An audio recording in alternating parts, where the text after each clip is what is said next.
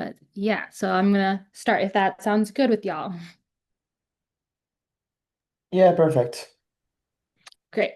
Okay, so good evening, everyone. Thank you all for being here. This session was designed specifically with the QMSS community in mind.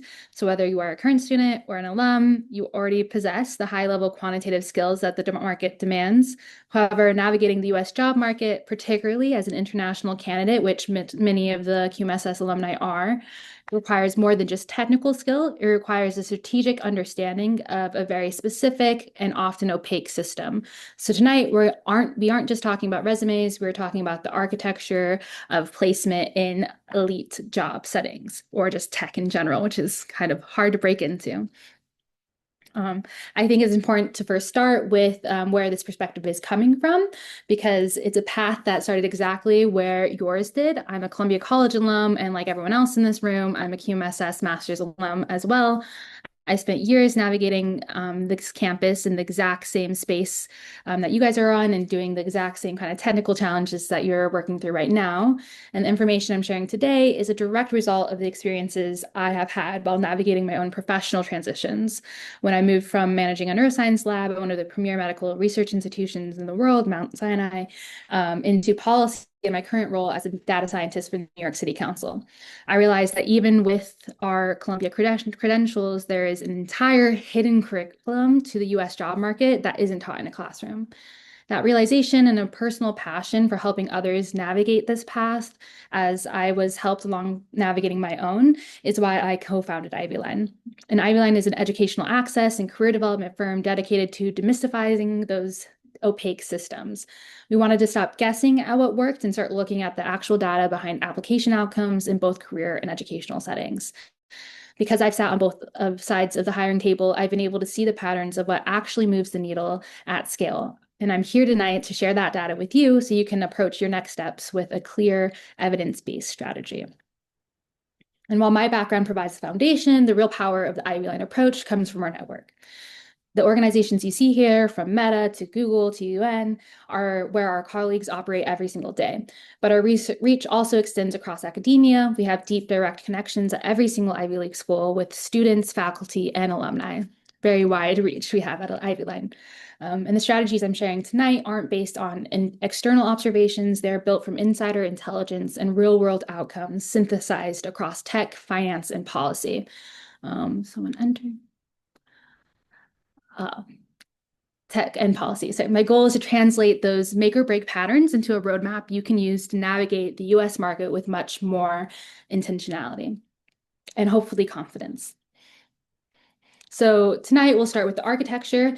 So if you don't understand how the US hiring system actually operates behind the scenes, your efforts will always feel like guesswork, which is not helpful.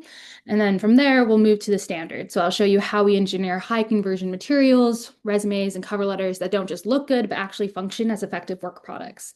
Then I want to share a specific strategy for optimizing under uncertainty. The market is never static, so your approach shouldn't be either. I'll show you how to treat your application as a feedback loop. And then we'll wrap up with worked examples so you can see these concepts in action, followed by a deep dive Q&A, which, since there's only a few of you here, we can have lots of time talking between us. And my goal is that you leave here tonight not just with advice, but with a roadmap. And then also, before I dive in to more of the technical details, I wanted to leave you with this QR code. We're going to move through a lot of material pretty quickly tonight. So if you find yourself wanting to go deeper into these frameworks, or if you're looking for guided support we provide at IvyLine, this QR code is your best point of contact. And I'll leave this up here for a second so you can grab a link before we get into the architecture of the US market. And I also want to note that depending on interest, IvyLine will host some workshop opportunities to do one-on-one feedback on resumes if that'd be helpful and of interest. So if you are interested, feel free to grab that QR code. And I'll show it again later on. So if you didn't catch it then, there'll be time. Great. So now we're going to dive in. So we'll look at the system itself. Again, if you don't understand the mechanics of how you're being evaluated, your efforts will always feel like guesswork.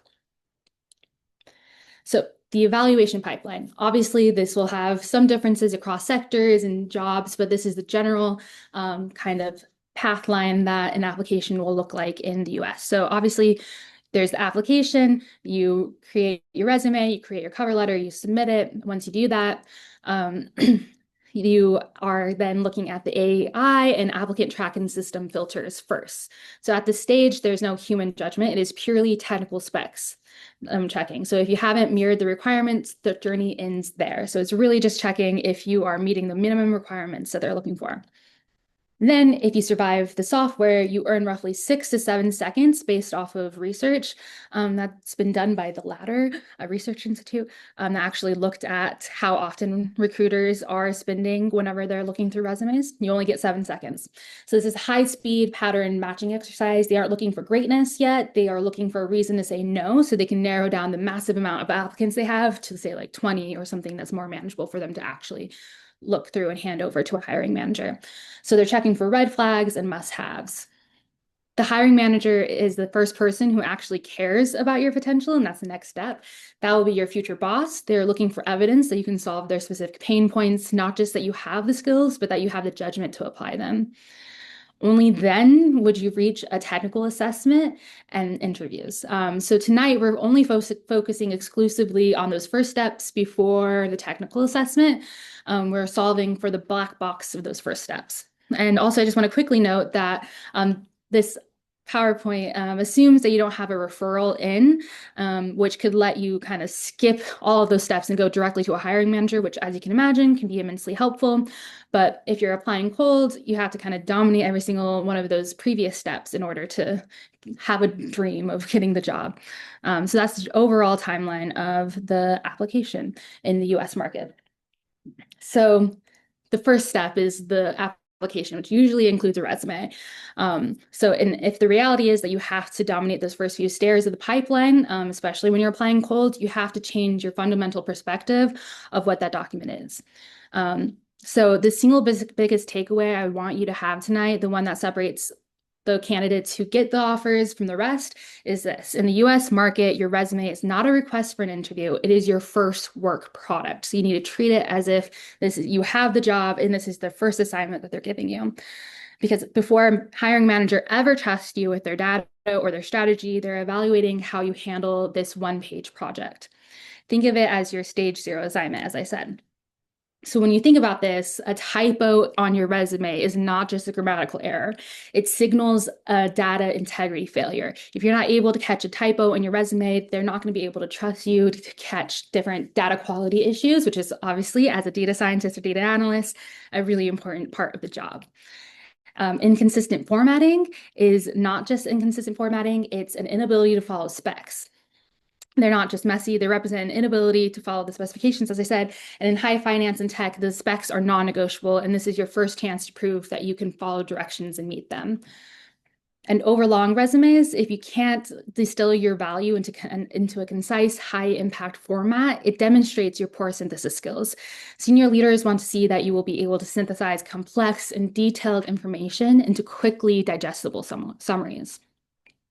So again, in the US market, your resume is not a request for an interview.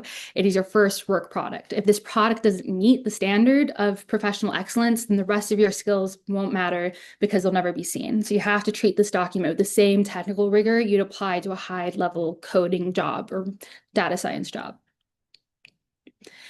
So now that we established that your resume is a professional work product, we also need to address a major misconception that I see people run into about US applications and how they're actually processed. And this is what I kind of call the optional fallacy. So when you see a portal that says cover letter optional or portfolio optional, it's easy to take that literally. However, in a high stakes competitive market, you have to read between the lines. And optional is a filter, is a test of initiative.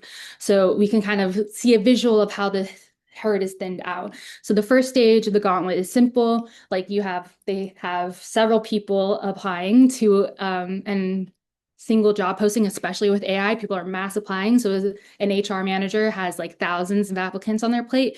And the first step is simple. They just ask, did the applicant follow instructions? So you would be surprised how many people fail right there. If a job description asks for a specific naming convention for a file or a specific file format and you ignore it, you are in instant rejection zone. In the US, this isn't seen as a minor oversight. It is a signal that you lack attention to detail, which is not what any hiring manager or job is wanting to see from their candidates. The group that moves forward has done the bare minimum. So if you did follow the application instructions, you can get through the next kind of pass. They follow the rules. But in a market saturated with high-level talent, doing the bare minimum is rarely enough to get you the interview. So the next question is, and this is where the real separation begins, is when a recruiter is looking at the 50 identical qualified resumes, they are looking for a reason to prioritize you. So they're asking, did they include a cover letter or portfolio and went the extra mile to show that they really want the job? If you did, congratulations, you showed that you have initiative and you caught the eye of a hiring or of HR person or a recruiter, and they might pass you on and give your resume a little bit of a look and pass you on to a hiring manager. If you didn't, you're kind of tossed right into the instant rejection pile. They want go-getters in most jobs, someone that's really going to go above and beyond, even in, again, the first job assignment, that is the application. So if you want to get be in the top 5% of candidates, like doing the optional cover letter or portfolio is always essential. Great. So now that we've kind of mapped the architecture of the system and the work product mindset, we can move into the how. So the standard, we're going to go past kind of this more general advice and look a little bit more at like, what does it mean to have a good resume? Again, we're going to first start though with some very basic, non-negotiable US resume rules, because sometimes you'd be surprised. It's very, like, if you're not American, it might be different from where in different countries have different standards, but this is kind of the standard in the US market. So the instant rejection zone, again, things that kind of are a flag that may get your resume instantly rejected are photos or personal details. So this is like kind of a major legal liability in the US. Companies do not want to have any chance that someone can say that a hiring decision was based off of a bias that the company or the person had. So having any of those indicators is generally a no-go, even if it's a standard in other countries to have something like a photo. Full address is also unnecessary. You can just have a city or state or willing to relocate. You don't need to give your full address on any of your materials. And then also complex layouts. Again, because AI is such a big part of the initial screening phase, you want to make sure that your resume and cover letter are easily scannable by computer systems. So you don't want to do anything fancy. Canva, while maybe pretty for presentation purposes, is not ideal for your resume. And then also high school information. Once you kind of get past high school into undergrad and graduate school, your high school credentials are kind of irrelevant, and including them kind of suggests that you don't have a lot of experience as you're using that like essential real estate of your one-page resume to talk about high school, which was very long ago for many of us. And then some standard expectations is, again, only one page for a resume. Anything longer, again, signals that you have an ability to kind of synthesize complicated ideas into short snippets that can be easily read by people. So one page only, even if you include a second page, is usually not even being glanced at by a recruiter or hiring manager. Again, you want standard PDF is usually the best option because it kind of has a standard and it doesn't have as many risks of being distorted by different processing systems. But of course, listen to whatever the job description says. If they request a Word document, go with that. And then standard section headers, it's not really a great time to be really creative with your section headers. Do like experience, education, skills, the basic. And then of course you want to have a skills section that lists your technical stack. So the languages that you can code in, like Python, R, SQL, all that things. And also like if there's specific modeling things that you're good at, like if you want to talk about unsupervised machine learning or like Bayesian statistics, whatever specific things you definitely want to include in your skills section. And then active links to LinkedIn and GitHub. We'll talk a little bit more about how important having a portfolio that people can see is. And then again, city and state is good, or willing to relocate to signal that where you live right now isn't going to affect whether you'll take the job or not. One more person. And then the last is you want to do a standard US date format. I know that some places around the world kind of flip the year and the month, or the month and the date, sorry.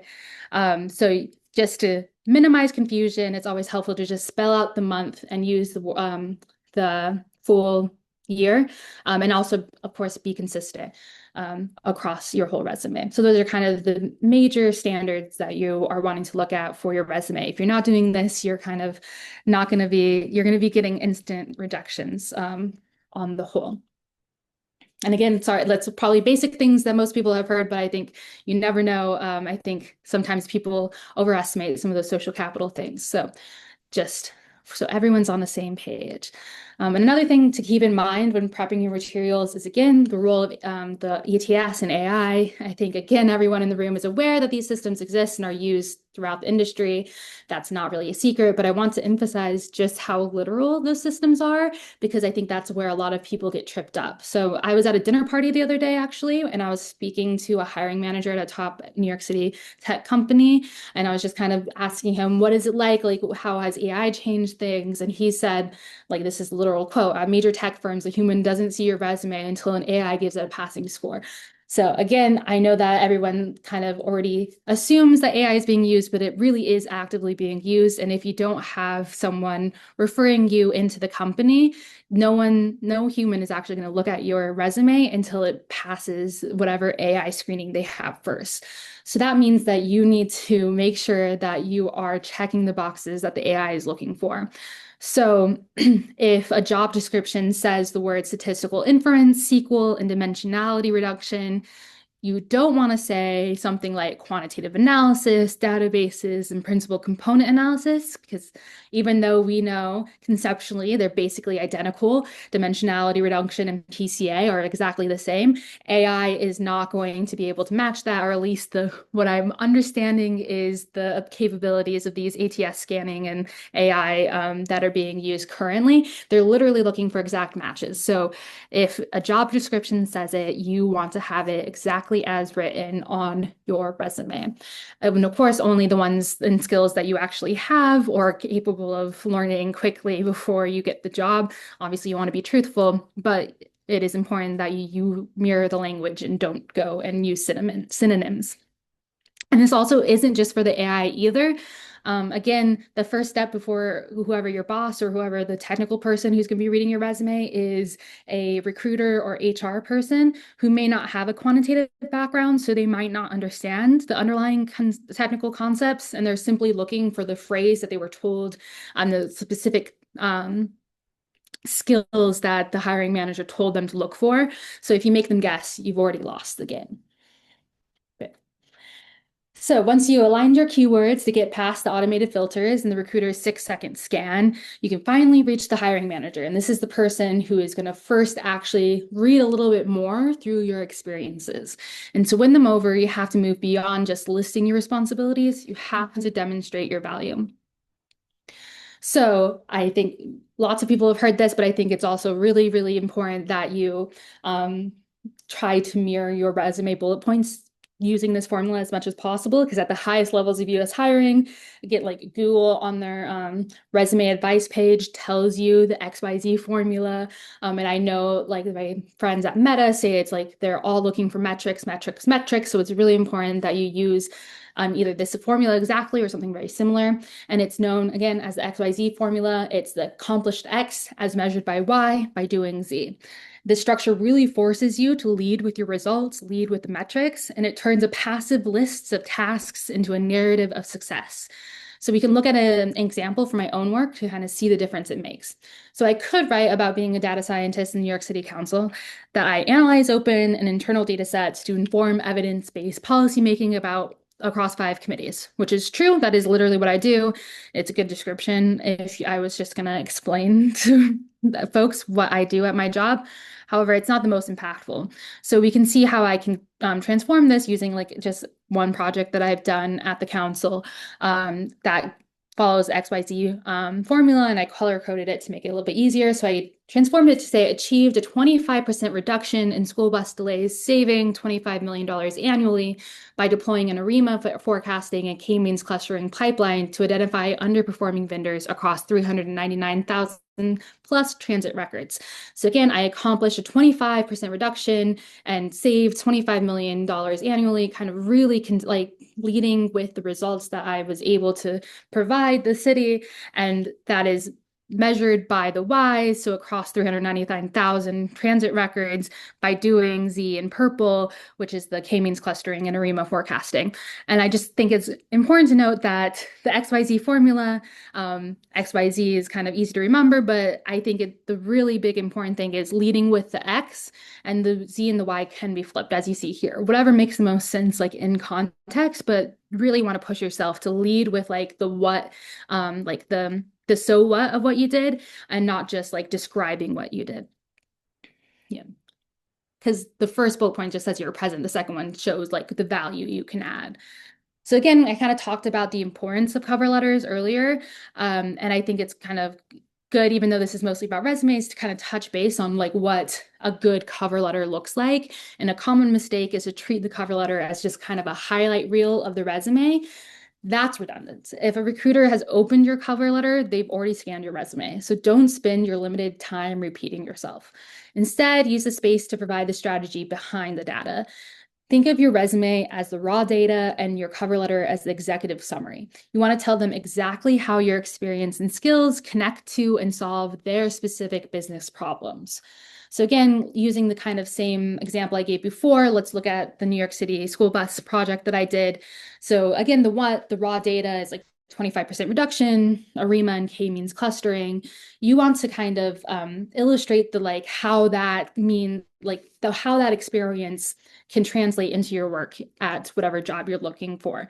So you can do like a logic alignment of like showing them how that project can relate to what that company does. So like, for example, you can say on your cover letter as a snippet saying, while this project was centered on transit, the core challenge was really identifying system-wide inefficiency in a high-noise environment, a skill directly applicable to optimizing Company X's user conversion pipelines, for example. So really show them how this experience is applicable to what they do in whatever company and can help you solve whatever business problems they're trying to solve on the regular.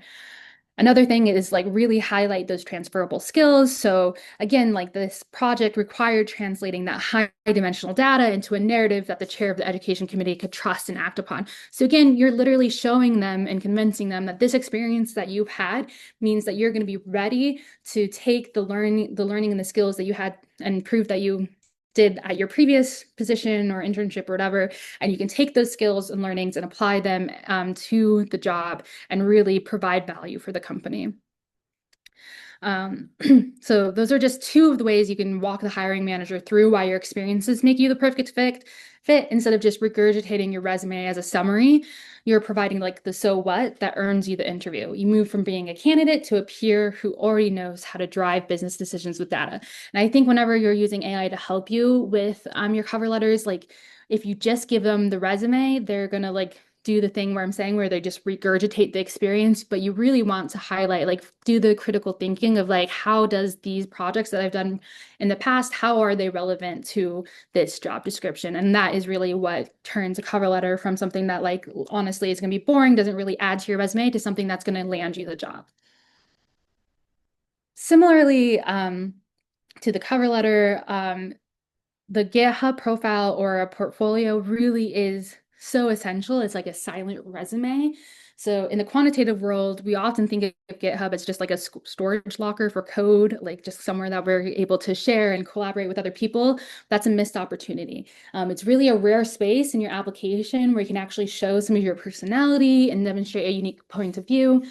So you can see my GitHub up here where I have a little like introduction, kind of gives a little bit of my background, and it says like when I'm not researching, you can find me squirrel watching in Central Park. So just like shows that I'm a person, that I'm someone that they might actually enjoy working with.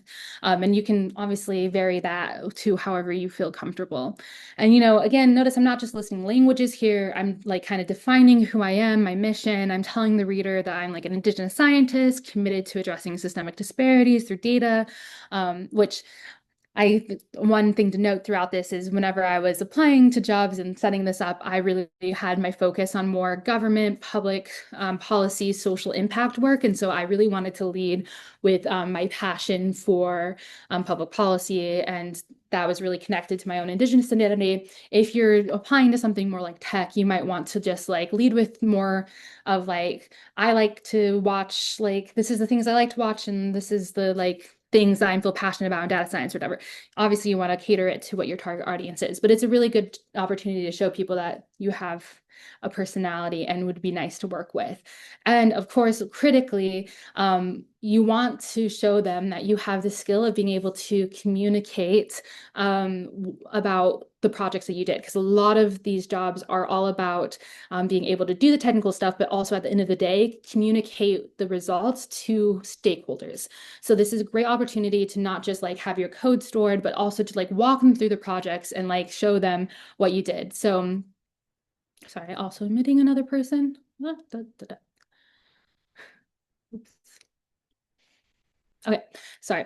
So you can give them a little context of like, this is an example from my work, what the data source is, what the methodology is, and like the intention of the project to give them a little context. And then you can kind of highlight the main takeaways. So you don't require them to read through all your code. You can just kind of show them and walk them through the thing and show that you are a good communicator and able to synthesize complicated ideas into simplified explanations. And then also whenever they click onto your code, if they're really like looking through that, you want to make sure that your code is well documented and it like is something that you would want your employers to see that will reflect how you'll be in a job. Because a lot of working in data science is being able to collaborate, and like if you do a poor job commenting your code and no one knows what your code's doing, that's not really nice. It's not conducive to like a team working collaborative environment that most jobs in the US market are like right now. So the portfolio or like your GitHub, I think, is a really important opportunity to make sure that you're demonstrating the skills that you say you have on your resume, and because it really can show up. I've had in interviews in the past, people have brought up my GitHub and asked me questions about projects I did in the past. So it really is a high impact place to focus your time whenever you're applying to jobs. Okay. So we spent the first half of the session really building the engine, optimizing your materials to pass the AI gates and solve for human pain points. And now we'll talk about the driver, the strategy. You can have a perfect resume, but hitting apply on LinkedIn is still leaving your career to chance in a high noise environment. So this final section is about strategy. So again, how do we optimize under uncertainty? We're moving away from the kind of apply and pray, or like spray and hope or whatever phrase you want to say, and toward a data-driven approach to networking in the hidden job market. So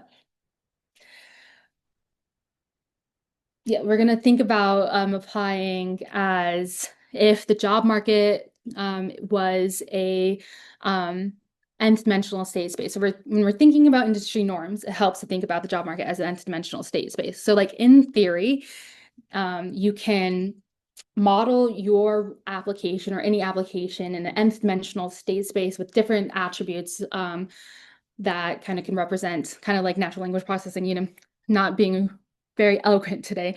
But in theory, there's a specific locus in that state space of coordinates where employer's ideal candidate lives. So one axis might be like technical depth, another might be industry experience, another might be a communication style, endlessly. And it's all kind of ineffable, but can be quantified in theory. So to simplify that down to 2 dimensions for a second to better communicate to y'all, let's say on our x-axis, we have the kind of logic of your resume. Are you focusing on the credential and skills? So like your coursework, p-values, models that you know, or are you focusing more on outcomes and KPIs, so like the speed, the scale, the amount of revenue that you've been able to achieve, that we just kind of practice walking through. Another axis, let's say, is kind of your voice. Are you reserved and neutral, following the strict kind of corporate templates of like 2018 and kind of not taking any risks? Are you distinctive, showing some individuality and like a mission-driven POV, like I just showed you in my GitHub?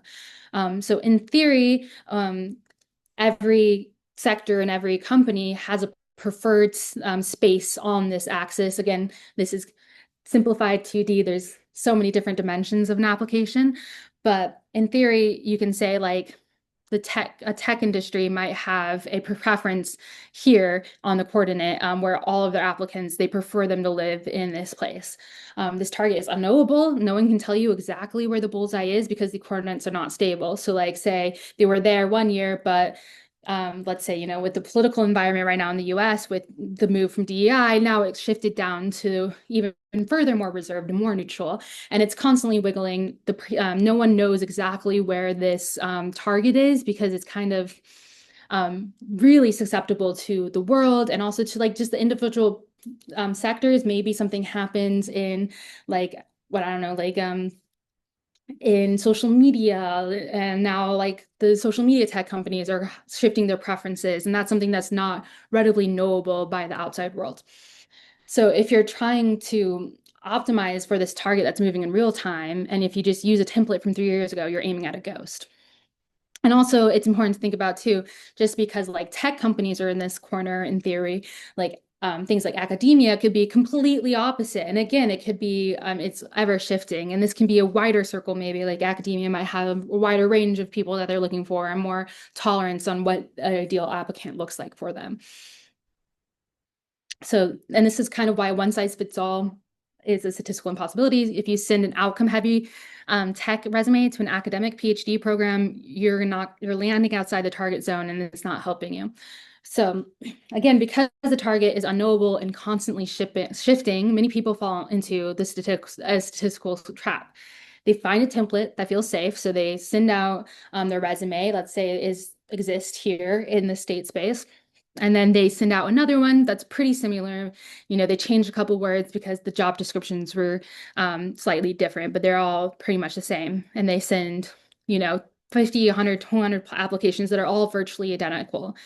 In data science terms, they're overfitting their strategy to a single narrow coordinate in the state space. You think you're being productive because the volume is high, but you're actually just repeating the same failed experiment over and over again. So that's not an ideal thing. To find the bullseye, you have to stop clustering and start sampling.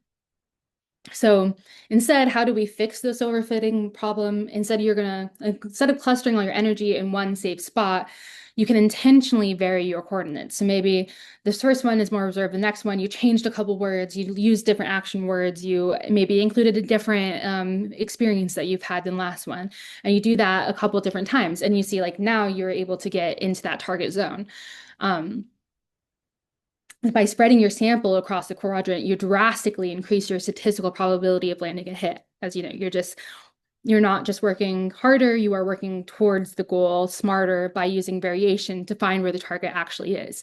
Because if you submit thoughtful variations, you are sampling the space. And that's how you move from a strategy of blind luck to one of informed iteration. So you kind of spread the chances out of being able to hit the target. It's kind of like Battleship, like if you're like, a poor way of playing Battleship is always guessing the same kind of quadrant. Like you need to spread out your guesses to get a sense of where your opponent put their ships.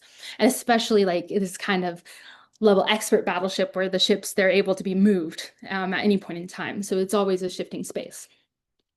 And also another way you can optimize this is by targeting, if it's of interest to you, two different sectors and then being able to spread your variations even more. Because again, we don't know that the target is there. This target could just as easily be here. And so if you're only ever kind of focusing on here and you're guessing it's in this general space, you're less likely to hit that target. So by having aims of two sectors that you think are pretty different and might have different tastes, you're kind of going to then naturally spread your variations wider, and you'll be more likely to hit whatever moving target is at that moment. Yeah. So how do you actually do that? I know that kind of sounds conceptual, and like how do you actually operationalize that? You can look at it as a kind of like a simulated A/B testing a little bit. Obviously, it's not A/B testing. You're not going to test for significance, you're not going to have that high of an N, but it's just kind of the concept of doing A/B testing and kind of shifting your way slowly to the ideal state space, kind of finding your way to the mines. Again, it's kind of like mine scraper too.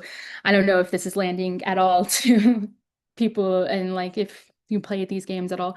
But we can look at an example. So on the left here is bullet point I wrote whenever I was looking for my policy jobs about my experience as a lab manager.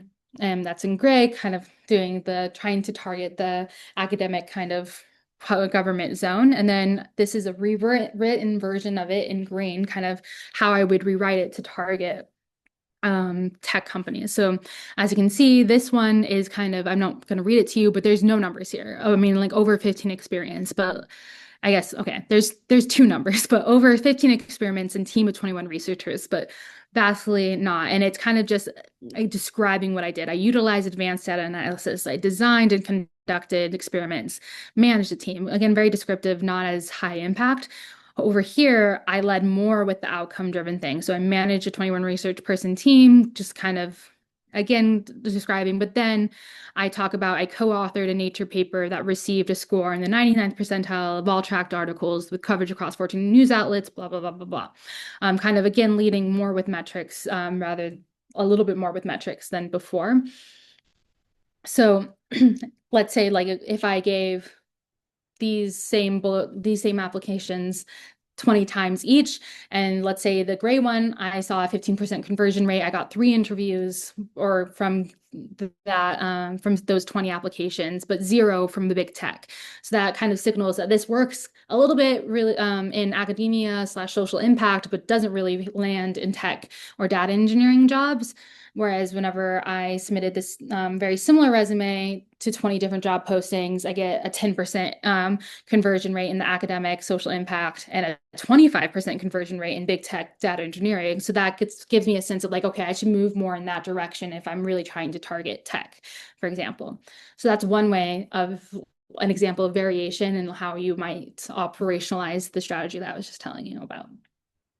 Okay, so that was a lot of information covered at you, and we kind of covered the how and the why, and we looked at the math of the state space and the strategy of A/B testing and the importance of sampling across different industry targets.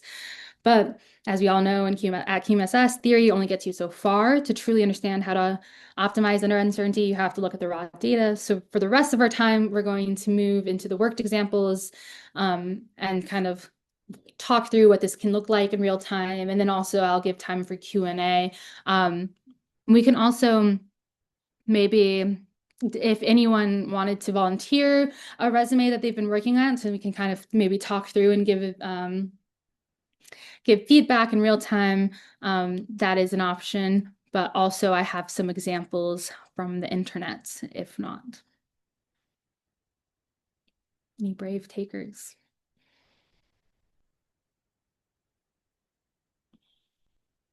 Okay, totally fine. So I think one that we can start with, just to show that I'm not perfect and a resume will never be perfect. There'll always be things that you can change, especially with like, as you learn more, as you read through as you like, depends on where you're targeting. So this is the literal resume that I use to get my current job. And I also got offers for other jobs. I think like 4 or 5 offers from like 100 applications. That's the other thing I forgot to mention. The key to, I think, hacking the job market right now is not to do quantity. You really want to focus on quality. You want to tailor every resume to the job description. You want to make sure that you're really optimizing your time, because a lot of people are just like blasting resumes. So again, if you're like if you're doing the bare minimum and showing that you actually research this company, you actually want to work there, that really goes a long way. So here again is my application. I think one of the first things that I will note from feedback from myself, is there's some inconsistency in the places here. I think that kind of shows a lack of attention to detail on my part. So I have like New York up here, I have Washington, D.C. down here, but then in the middle here, I have like organizations. So I think if I was going to go back, I would definitely edit this to be more consistent down the line. I think the other thing is like I didn't include bullet points, so it's kind of harder to scan. A lot of the research that has been done, like doing eye scanning of where recruiters are actually looking whenever they're looking at resumes, show that they kind of look in like an F formation. So they read like your name, whatever's up here, and they kind of just look at your first few experiences. And if they do get to reading some of your descriptions, they're probably like it's really helpful to have the anchor of the bullet points. So that's something I would have included there. I think one thing that is underutilized that can really go a long way is this little like mission, like executive summary at the beginning. Because again, the recruiters like do a quick pass at the top. So if you're able to say something really quick, like again, I was targeting public policy jobs and social impact work. So I kind of led with like I'm a passionate Indigenous data scientist dedicated to addressing systemic disparities, kind of showing that I really value the work. And that was kind of what I wanted to lead with. But again, like if I was rewriting this was just something I did for the purpose of this presentation, rewriting my application as if I was going to apply for a more tech job. I think like leading with something that's like with 4+ years of experience, so they don't have to like do the math of like how long, like what was their earliest experience, whatever. And then just kind of telling them what your top skills are. And again, this was improved by like data, by having the bullet points and then having a little bit more of the metric focused data points. But those are just two examples. And I think like another one, I just found a couple of things from resumes that people were asking for advice from the internet on, and figured they'd be useful to walk through. So this is someone from London. I think another great thing so they did the LinkedIn, they did the GitHub. That's great. I think one of the things that is different here is they have the technical skills up top. I know from talking to people who work at Google that that's something that is more that they want is like to see the skills, like what languages you speak up top. So that's something that really depends on like the sector you're looking at, because I know other sectors it's more the norm to have the skills on the bottom. So really, again, the benefit of doing a little bit of research and what is preferred by the sector you're looking at. I would say that this is like a little bit hard to scan through as like just a reader, but I do think they really use the space really well, and they're listing lots of different things. I think one thing that is less ideal is leading with a professional portfolio. I think that for me, as someone reading this, it really signals that they don't have a lot of work experience. And I think we're, with, again, as AI is optimizing these jobs and people are like kind of outsource, like replacing entry-level jobs with AI, you really want to signal that you do have experience and that this is something like that you are ready to start day one at the job doing high-level data science. So I think as much as you can, leading with whatever experience you have. And here's an example, like obviously don't lie, but you can be a little bit more creative with the way you present this. So my resume here, the experiences at the top is the Hive Innovation Lab, USA for UNHCR. That actually was a practicum that I did. So when I was at QMSS, I did the practicum. It was with Nicole, I think was her name. Wow, I'm bad at names sometimes. She was great. She was really helpful. I really enjoyed the experience, but we worked with the QMSS had the Hive Lab from USA for UNHCR, work with QMSS, and they did give us the project that I was the project manager of. So I put that as an experience. And note that like I didn't say professional experience, so it's not lying. I'm not saying I got paid for this job, but that is like an experience that I had that demonstrated that I was ready for the work.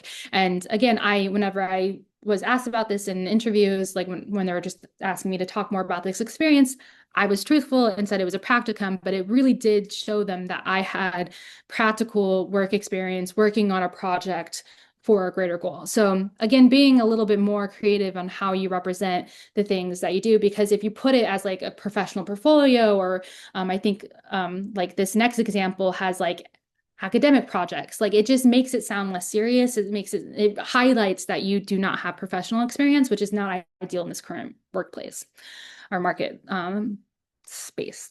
So again, this is the second one that is just this person's from Philadelphia. I think they cut out their personal details for their privacy, but I think that's great.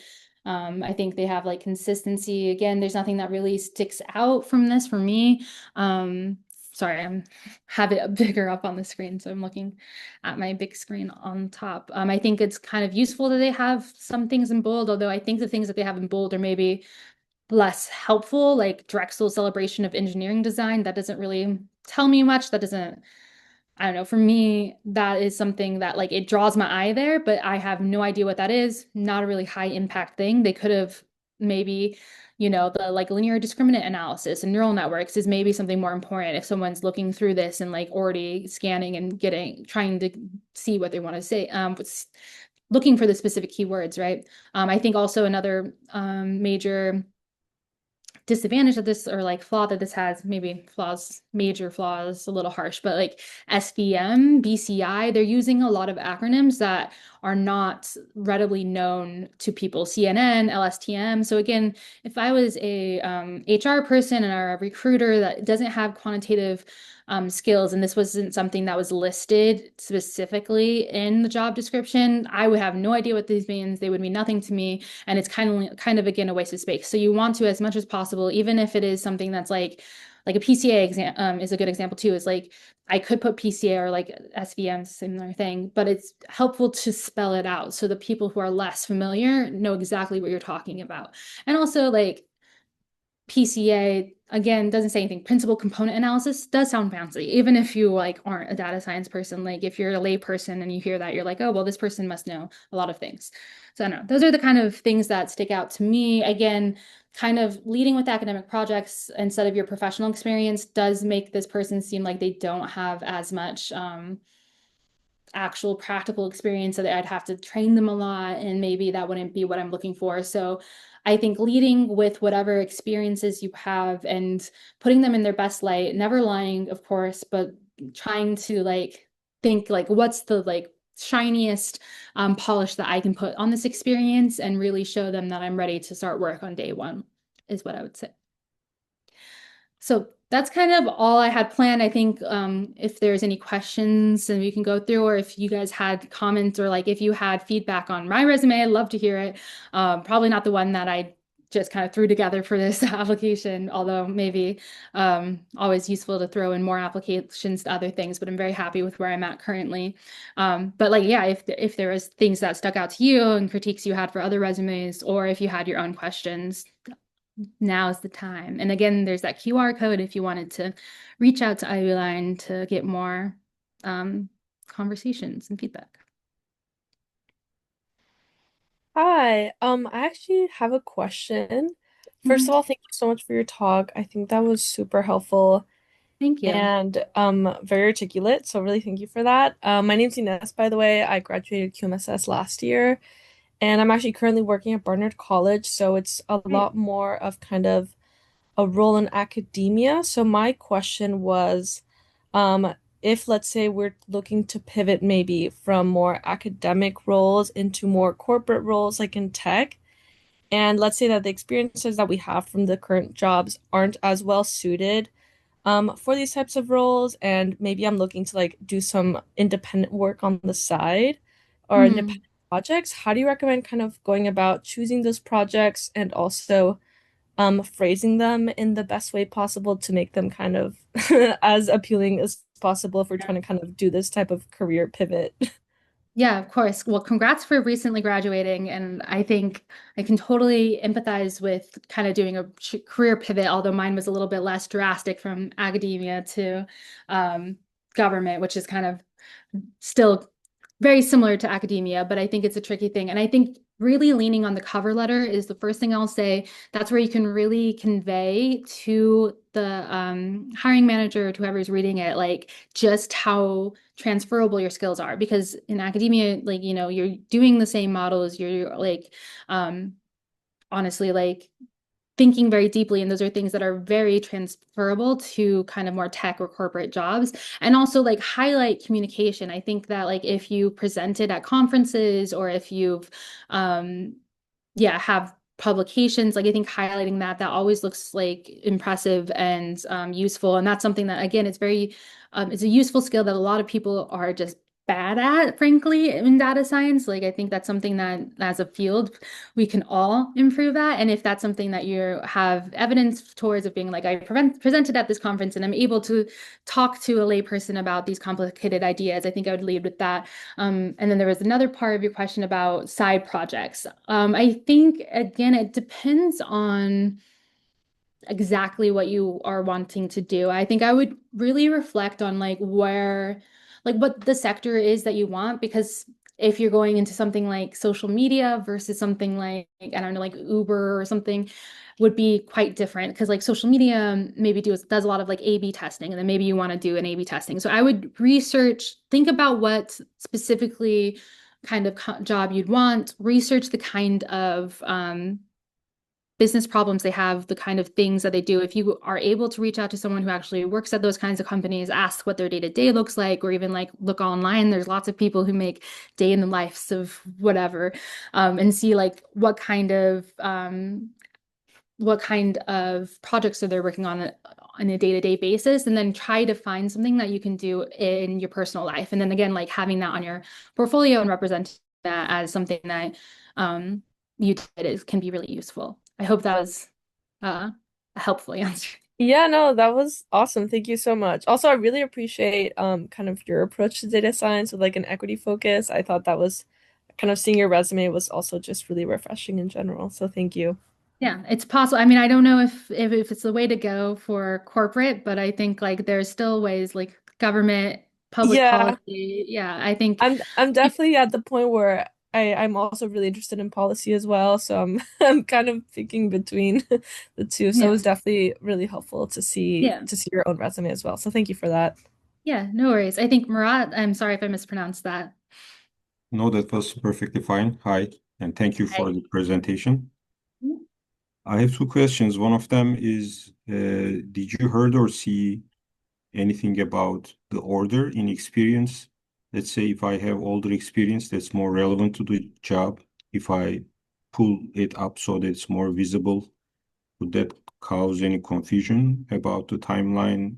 Should I prefer relevance over chronology in a sense? hmm I think that the standard is to do chronology, so most recent to least recent. That is the standard in US markets. I think if you put something that was older above, it might cause confusion and maybe like might seem a little like suspect to some managers. But I think that you can be creative of like how um, like what other experiences you're listing, and maybe like you put it under a different header, or like you can maybe think of creative ways of how to get around that. Um, and I would say like, or like, I don't know, for example, um, something like my neuroscience research while I worked there, and stopped working there in like 2022. Actually, like my neuroscience paper that was published, that I was a co-author on, didn't come out until like 2023. So like that means I can maybe actually put 2023 in some credible way on there to like lift it up. So I don't know. I think again, thinking creatively, never lying, but thinking about what's the way that I can most maximize the space and kind of put my experiences and myself on the best foot is always useful. So I don't know if that's helpful for this specific experience, but Thank you. And second thing is, I hear a lot about these one-pager resume importance thing, but at the same time, I have a lot of consultants related experience that were concurrent or short project-based things that Mhm. involves a lot of lines about different business names, different nonprofits, etc. If I just list them under each other just by their names and the date range, that's enough to uh, cover a lot of space.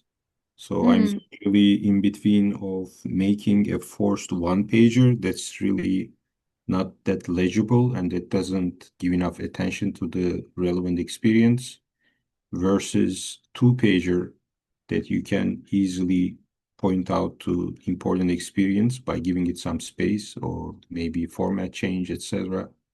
And in between these two trade-off, what would you pick? Yeah, I think unless you have, I think is the standard is like 10 plus years of experience, you really want to have the one page. Because even if you have the two page, no, like no one's looking at the second page. I think I don't remember if I've read a study of that, but like that's kind of what I've heard across different conversations I've had. And I think whenever thinking about what to include, I think again, being kind of critical and thinking about the job that you're applying for, what is the most relevant? If there is something that's a little bit less relevant, you can kind of discard it. Because I think like based off of how you describe it, while it might seem like maybe a good thing to list like, oh, look at all of these different experiences I have, that might come across as like actually this person, like I'm not trying to diminish like what you're doing or suggest this is the case, but like it might read as if you had lots of different things, but you couldn't have possibly actually contributed that deeply to them. And so it might actually be working against you to just like have a massive list of projects. So maybe just like curating the ones that are most relevant to the job that you are applying for, and that kind of will invoke a sense of seriousness and depth, because whenever you're working at most jobs, like you're going to be doing more long-term projects. But anyway, that's something I think to keep in mind, that you don't want to, you don't want to seem like you are just kind of doing a lot of things, but very like superficially. And that's the way that it might come across potentially. Yeah. Okay, thank you. Mhm. Hey, yeah, that was great. Thank you for taking the time to do it. I just have like a little question. It's more about the future than on the moment, you know. But like today, I stumbled into an article from the New York Times saying that actual CS grads were experiencing like more difficulties in finding a job. Like unemployment was from 6.1% for entry level like CS grads compared to 4.8 on the national average. And given that QMSS has some overlap with computer science because we code and we deal with big data, I was kind of considering which trends do you think are going to be kind of likely in the future regarding recruiting, and especially about data science and computer science. Thank you. Yeah, of course. I think it's a really great question. I think obviously not an expert in forecasting what's it called, employment trends, but from my experience and also from conversations I've had, I do think that CS and like software engineering is particularly outsourceable to AI, or like it's easy to automate through AI, because there's kind of more systems thinking rather than like critical thinking. So I think a benefit of data science, and I think something that I would keep in mind when applying, is really highlighting your ability to think critically, to design good, rigorous experiments, to interpret what that means, and to really find meaningful insights from data, because that's something that AI, at least currently, isn't very good at. Because if you give it, like, I don't know if you've tried, but like if you give AI, even like the ones that are better at coding, like Claude, like a problem, and you ask it like, oh, can you model this? It will use a model like a lot of the times that like is not a good, it doesn't fit the model, it doesn't fit the data well, like the data, what's it called? Sorry, getting tired, violates some of the core assumptions of the model and stuff. Like it's a very does a poor job right now. And I think that that is something that is harder. AI doesn't actually think, right? It's just guessing the next most likely thing. And so in software engineering and coding, that's kind of very easy to guess the next thing, because it's more systematic. It's more like kind of you're building something, you build the building in very similar ways. Obviously, I'm not a software engineer. I'm not trying to diminish like it. I wouldn't be able to do like coding a website from scratch or anything. But from my understanding and like talking to my boss at the New York City Council, is actually also he is the he's like the division deputy for both data team and the web development team. And he said that like, yeah, they're in the web dev team, they're outsourcing a lot of like those beginning tasks to AI. He's kind of encouraging of that. But for data science, he like really discourages us to like use AI to do some of the modeling, because it's just really bad at. And he's like someone that does talks like internationally about AI. So I would trust his judgment. So I think that like data science right now is in a good space, more or less, compared to CS and software engineering, because it's all about thinking and critically and reasoning. And so I think that is because of that, I think highlighting that in your applications and really showing that you're able to interpret trends and data, interpret models, and are able to do things that are beyond just what AI can do is helpful. There's another thing I was going to say that is escaping me at the moment. Okay, never mind. But yeah, I think that's what my guess is. Where Yeah, it's going. that sounds so clear. Like, I think that's probably what's gonna happen next too, because as as LLMs and AI keep getting better, I think that at some point they need more critical thinking for people more to understand the data and therefore fix it. So yes, I hope QMS is gonna be very, very, very, long term. And this is what I was gonna say. I also like have a friend who works at Google who's a project manager, and she was telling me that like Google only hires PhD people who have a PhD for their data scientists because they know that it's something like they want people who are like innovating in in the field or innovating models are able to like think creatively and deeply about the data that they're working on. And that's not the case for software engineers or coding people at Google. Like they will hire you if you have a master's or like if you have a lot of work experience. But like for data science and specifically at Google, they're really looking for a master or a doctorate degree. So like that's something that I think also reflects that like data science really is, I think, while there is a lot of overlap with something like software engineering and coding, is distinct for that reason. And I think like, yeah, again, critical thinking is important. And especially as, people are losing their ability to do that. And like the kids that are graduating more recently are like having AI more throughout their careers and like are not like, there's literature out there right now, like are actually like not learning how to think critically, like highlight that, this something that QMSS I think does really well is teaching us how to interpret things and think critically. So anyway, sorry, I'll step off my soapbox.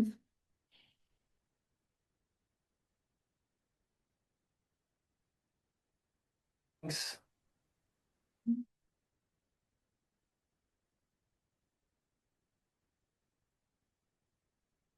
Great. Well, if no one else has any questions or comments, I think that's all I had. And I think this was very great. And I appreciated you all for coming. Yeah, so I can stay here for a couple more minutes in case anyone wants to ask a few lingering questions, but thank you all for your time.